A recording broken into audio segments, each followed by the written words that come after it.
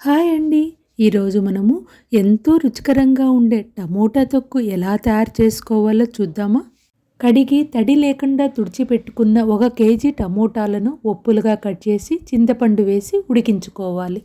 మెంతులు, ఆవాలు మంచి వాసన వచ్చేంత వరకు మనం దోరగా వేయించి చల్లారిన తర్వాత మెత్తగా పొడి చేసి పక్కన పెట్టుకోవాలి.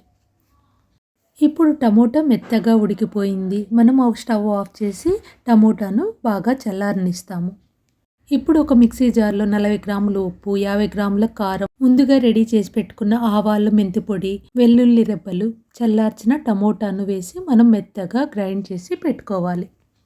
మందంగా ఉన్న ఒక పాన్‌లో 100 గ్రాముల నువ్వుల నూనె తీసుకొని ఆవాలు, శనగపప్పు, మినప్పప్పు, జీలకర్ర, ఎండుమిర్చి, కరివేపాకు, వెల్లుల్లి వేసి మనం పోపు పెట్టుకోవాలి.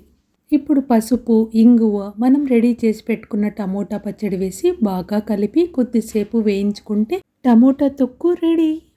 కొద్దిగా బెల్లాన్ని మనం టమోటా తొక్కు వేయించేటప్పుడు వేయడం వల్ల ఒగరు అనేది లేకుండా పచ్చడి మరింత రుచిగా వస్తుంది.